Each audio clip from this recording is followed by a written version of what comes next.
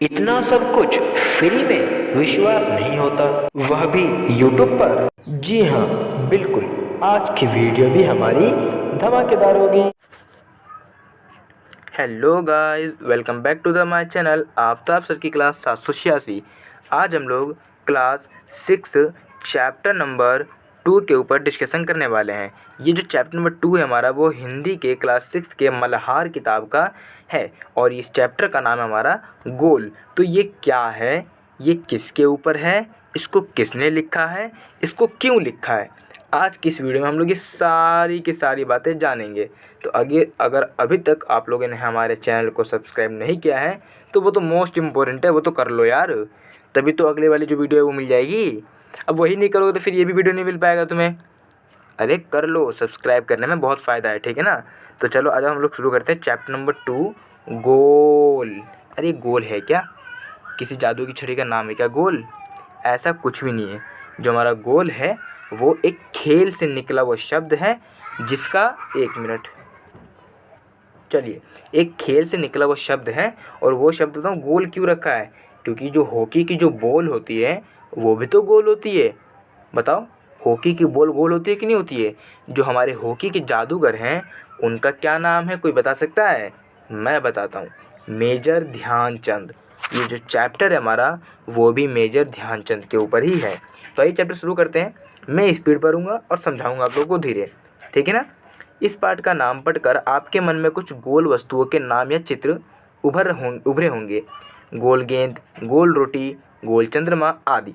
मतलब यानी कि ये बोल रहा है कि इस चैप्टर को जब हम लोग पढ़ेंगे तो इसमें हमारे पास कुछ गोल चीज़ें उभरेंगी, जैसे गोल गेंद हो गया, या फिर गोल रोटी हो गया, या फिर गोल चंद्रमा हो गया, आदि आदि वगैरह वगैरह, ठीक है ना। लेकिन यह पाठ एक विशेष प्रकार के गोल उसे करने वाले के बारे में है। यह पाठ एक प्रसिद्ध खिलाड़ी के संस्मरण का एक अंश है।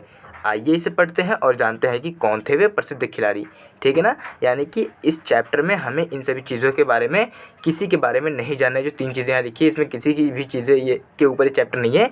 ये एक विशेष खिलाड़ी के लिए एक चैप्टर है और उस खिलाड़ी का नाम है मेजर ध्यानचंद, ठीक है ना।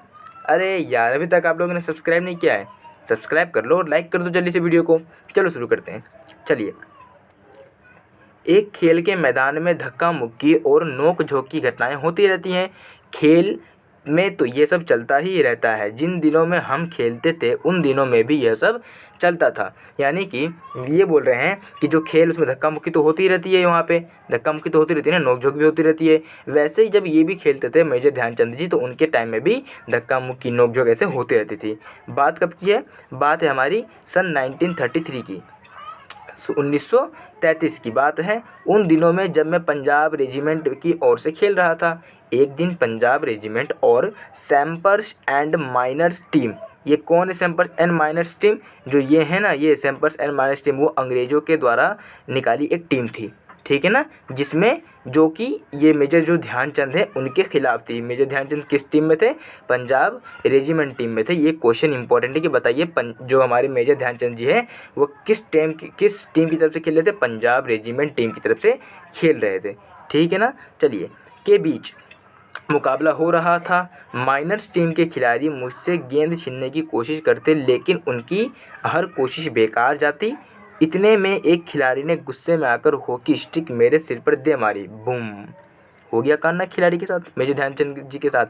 जो मेजर ध्यानचंद जी है वो हॉकी बहुत अच्छा खेलते थे, लेकिन हुआ क्या, जब वो हर बार एक खिलाड़ी के हाथ से गेंद छीन लेते थे ना, तो उस खिलाड़ी को क्या आ गया? गुस्सा आ गया। अब गुस्सा आया तो उसने क्या किया? ले हॉकी स्टिक दे मारा सर पे। किसके? मेजर ध्यानचंद जी के। मुझे मैदान से बाहर कर दिया गया। अब मेजर ध्यानचंद जी के सर से खून निकलने लगा तो उनको ग्राउंड से बाहर कर दिया गया, ठीक है, कुछ समय के लिए। उन्होंने फिर अपनी मरहम पट्टी की और बोला कि मैं फिर से दोबारा खेलूंगा, तो उनको दोबारा ग्राउंड में ले लिया गया। अब देखिए उसके बाद क्या होता है। थोड़ी देर बाद में पट्टी बांध के फिर मैदान में पहुंचा। आते ही मैंने उस खिलाड़ी की पीठ पर हाथ रखकर कहा, तुम चिंता मत करो, इसका बदला तो मैं ज़रूर लूँगा। मेरे इतना कहते ही वह खिलाड़ी घबरा गया। अब हर समय मुझे ही देखता रहता कि मैं कब उसके सिर पर हॉकी स्टिक मारने वाला हूँ। मतलब अब वो जो हॉकी हमारे मेजर ध्यानचंद जी हैं वो क्या बोल रहे हैं कि अभी तुम चिंता मत कर मेरे दोस्त, मैं हूँ अभी जिंदा। अभी मैं इस बात का बदला तेरे से लेकर रहूँगा। यहाँ बोला है ना उन्होंने ये वाली बात जो है वहाँ बोले ना उन्होंने कि मैं तेरे से बदला लेकर रहूँगा। तो वो अब बंदा क्या करता है, हर बार अपने सर को देखता है कहीं ये बंदा मेरे पागल हो गया, बंदा सर पे लग गया तो इसके कहीं मेरे मार न दे, ठीक है ना। तो मैंने एक के बाद एक झटपट 6 गोल कर दिए। अब मेजर ध्यानचंद जी को आ गया गुस्सा, उन्होंने क्या किया, झटपट 6 गोल किए। कितने गोल कर दिए इन्होंने, 6 गोल कर दिए। अच्छा 6 गोल कर दिया। खेल ख़त्म होने के बाद मैंने फिर उस खिलाड़ी की पीठ थपथपाई और कहा, दोस्त खेल में इतना गुस्सा अच्छा नहीं, मैंने तो अपना बदला ले ही लिया। अगर तुम मुझे हॉकी स्टिक नहीं मारते तो मैं शायद तुम्हें 2 ही गोल से हराता। मेजर ध्यानचंद जी को इतना कॉन्फिडेंस था, उन्हें मालूम था कि वो हराएंगे उसे, ठीक है ना, 2 गोल से हराएंगे। लेकिन अब उन्हें आ गया गुस्सा, तो इसलिए उन्होंने क्या बोला कि दोस्त इतना जो गुस्सा है वो खेल में अच्छा नहीं है, मैं तुम्हें हराता लेकिन पहले मैं 2 ही गोल से हराता, अब तुमने मेरे हॉकी स्टिक मार दिया तो मैं तुम्हें 6 गोल से हराया। यहाँ लिखा है ना 6, देखिए यहाँ लिखा है ना 6, मैंने 6 गोल से तुम्हें हराया, ठीक है। वह खिलाड़ी बहुत सचमुच बहुत शर्मिंदा हुआ। तो देखा आपने मेरा बदला लेने का ढंग। हाँ सच मानो, बुरा काम करने वाला आदमी हर समय इस बात से डरता है कि उसके साथ भी बुराई की जाएगी। एक बहुत अच्छी बात कही उन्होंने कि बुरा करने वाला आदमी, बुरा काम जो आदमी करता है वो हर बार, हर सेकंड, हर समय एक ही बात के लिए टेंशन रहता है कि हमारे साथ भी वैसा ही होगा जैसा हमने दूसरों के साथ किया है, ठीक है ना। चलिए इसके बाद क्या है, आज मैं जहाँ भी जाता हूँ बच्चे व बूढ़े मुझे घेर लेते हैं और मुझसे मेरी सफलता का राज जानना चाहते हैं। कौन बोल रहा है ये बात, मेजर ध्यानचंद जी बोल रहे हैं। मेरे पास सफलता का कोई गुरु मंत्र तो है नहीं, ठीक है ना। अब किसी के पास सफलता का तो कोई गुरु मंत्र नहीं है, ठीक है ना। वैसे हमारे जो मेजर ध्यानचंद जी हैं उनके पास भी सफलता का कोई भी गुरु मंत्र नहीं था, भगवान तो थे नहीं वो।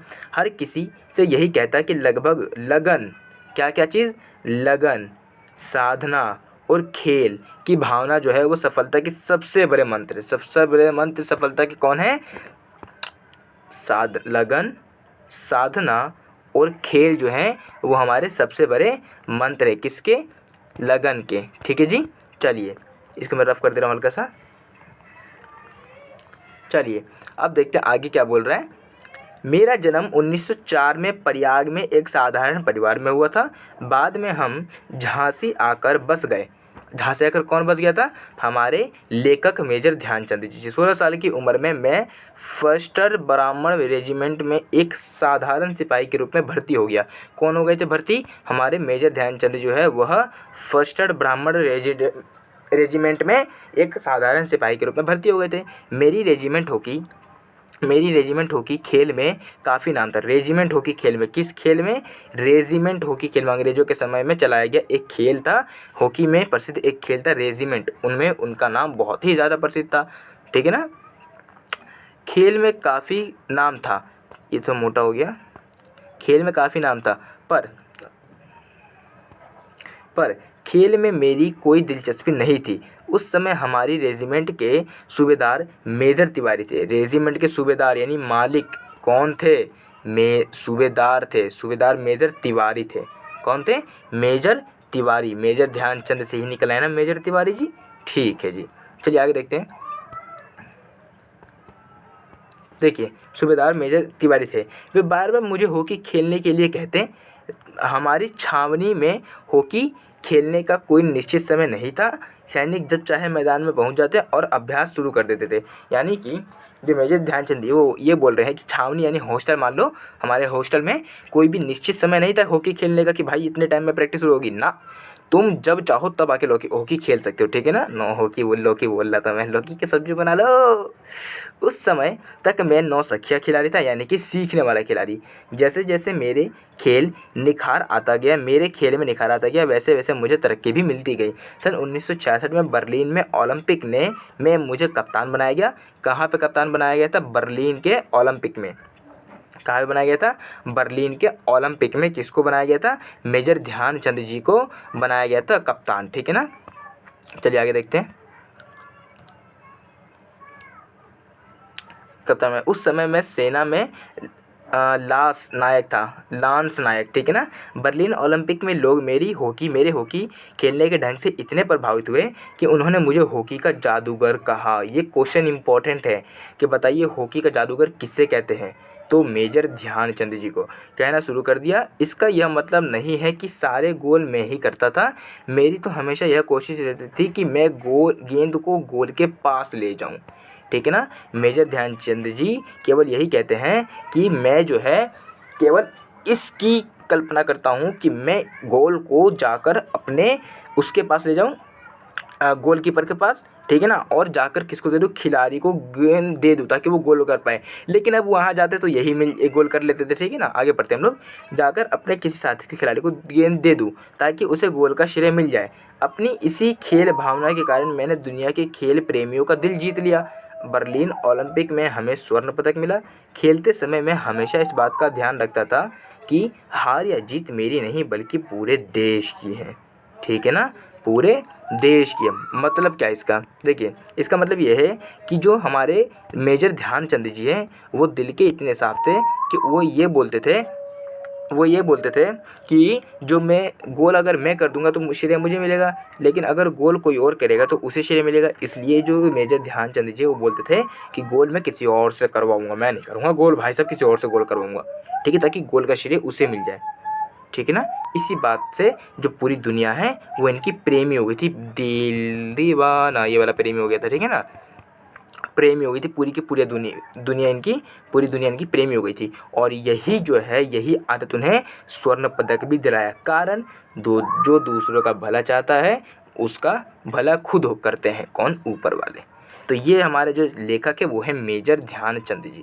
तो इसी के साथ हमारा चैप्टर ख़त्म होता है। और अगर अभी तक आप लोगों ने हमारे चैनल को सब्सक्राइब नहीं किया है, अबे तो कब करोगे, समय बीत गया। आप तो सब्सक्राइब मार दो ना हमारे चैनल को। और हाँ, लाइक नहीं किया तो लाइक कौन करेगा, मैं, तुम्हारा मोबाइल है, तुम ही लाइक कर दो कम से कम। लाइक करके बेल आइकन ऑन कर देना। ठीक है ना। लाइक करना और बेल आइकन देखो मैं बना दे रहा हूँ तुम्हारे लिए, स्पेशल बना रहा हूँ मैं, तुम्हारे किसी और के लिए बनाता नहीं हूँ मैं बेल आइकन। ये लो बेल आइकन बना दिया मैंने। ठीक है ना। अब सब्सक्राइब कर लो मुझे को। ठीक है ना। तो मिलते हैं अगली वीडियो में, तब तक के लिए बाय बाय। और हाँ, सब्सक्राइब और लाइक ज़रूर करना। अगली वीडियो नहीं तो नहीं मिल पाएगी दोबारा मेरी वाली। ठीक है ना। चलो मिलते हैं, बाय बाय।